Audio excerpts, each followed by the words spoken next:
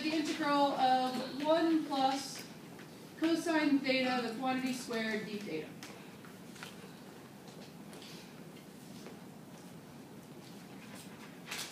All right, so looking at this function on the inside here, the 1 plus cosine theta quantity squared, this is my integrand. When I look at that, the first thing that I might think about is, oh, I have nested functions, so I might think about doing a u sub, and if I did that and thought about u being equal to the inside function, 1 plus cosine theta, it doesn't really work out for me because I end up with negative sine theta as part of my derivative, and there's no way I'm really going to be able to cancel that. Okay? So I back off from that idea up here, and I erase my work and say, no, I don't want to do that.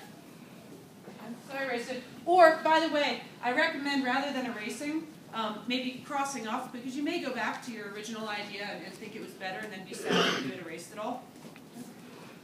Okay, so then I look at this again, and I think, all right, u substitution not really seeming like a good idea. Could you FOIL it? So yeah, so something I might do is look at this and say, well, it's only squared. I can expand that out. Okay, so when I expand this out, I end up with 1 plus 2 cosine theta plus cosine squared theta. And then a d theta at the end. Now, what I want to highlight about this particular integral is that at this point, we have 3 separate terms. We have the 1, we have the 2 cosine theta, and we have the cosine squared theta. These are combined with addition. When you combine terms with addition or subtraction, you can split these guys up into, if you wanted, 3 separate integrals. And so, as I analyze these in my head, antiderivative of 1 is easy, antiderivative of 2 cosine theta is easy. The only one that's more challenging is this cosine squared. So what I might do is that I might rewrite this as 2 separate integrals, where my first integral includes the terms that are easy to deal with. And then I can focus my energy on the second integral, which is the integral of cosine squared theta d theta. So I can always split up an integral across addition or subtraction. I can never split up an integral across multiplication. Okay, so anytime that I have multiplication or powers or division, I may have to do some simplifying first before I can try and do any sort of splitting up of integrals.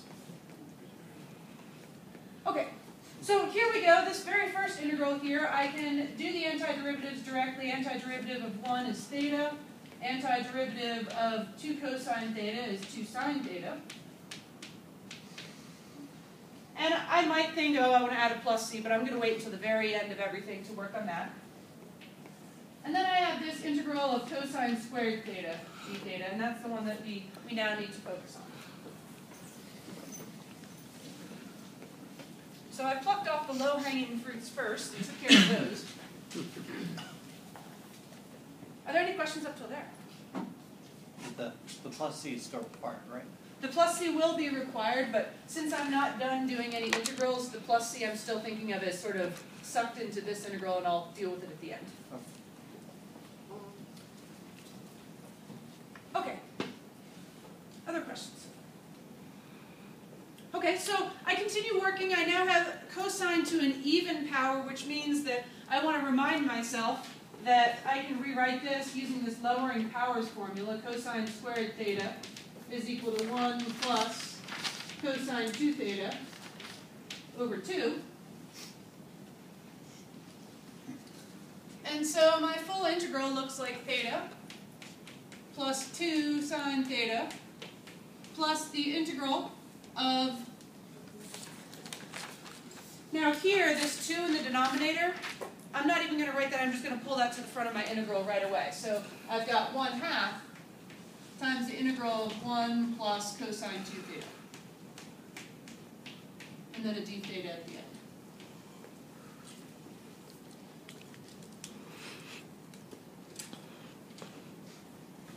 Okay, so looking at this integral, I could again split this up if I wanted to. I could then take the antiderivative of 1 and the antiderivative of cosine 2 theta. This cosine 2 theta, fancy stuff inside the parentheses, going to work with a u sub. So my u will be 2 theta. And so du over d theta is 2, which means that d theta is du over 2.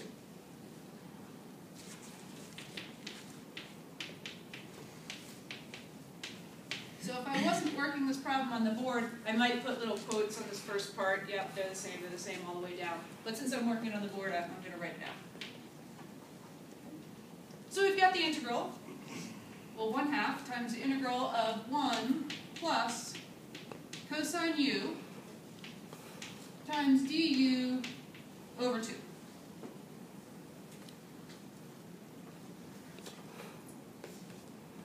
All right, this beginning stuff, there is nothing that goes on with that. That is already, we found the antiderivative. This stuff just gets carried along, and we're strictly focusing on the stuff after the last plus sign. So, what can we do next? Okay. Throw the 1/2 in front again. Oh, wait. What are you saying? Yeah, you can do that, and then just find the antiderivative of 1 plus cosine u, which is u plus sine u. Yeah, so the two things we can do is bring this 2 out in the front, and then we can go ahead and find the antiderivative. So we've got theta plus 2 sine theta plus 1/4, brought that 2 out in front, and then our antiderivative, u plus sine u. And here we've finally gotten rid of all of our integral signs, so now I'll toss on my plus c. Alright, so we're nearly done. We now need to turn our u's back into thetas. So our final answer is theta plus 2 sine theta plus 1/4 times u, which is 2 theta, plus sine of 2 theta, plus c. Now, if I was super excited at this point, I could work on combining some terms. For example, I could distribute the 1/4 to the 2 theta and the sine of 2 theta. And then I could combine my theta at the beginning with my 1/2 theta here. I could not combine the 2 sine theta and the 1/4 sine of 2 theta because my angle values are different. But I could do some combination or some combining if I wanted to, but I don't have to. Any questions about that? Yes. How did the 1 turn into a u? Did you figure that out? So if I have the antiderivative of 1 dx, for example, what I'm asking is what function's derivative is 1? And the answer is x. So the same type of idea happens if I have a 1 and a dt. Well, now, since my variable is t, this would be t. And so with the u, it's the same idea. Okay, other questions? I mean, you know, if I wanted to use 1d squiggle, then it would be squiggle plus c. Okay. So nobody asked about that one as a question, but I wanted to talk about it. And the reason I wanted to focus on this was this idea that when I have multiplication, which is the same thing as squaring, then I cannot really do much at all. But if I expand, then I have 3 separate terms that are combined with addition. And when I have addition and subtraction, then I can split up terms and into up to 3 separate integrals in this case. Okay.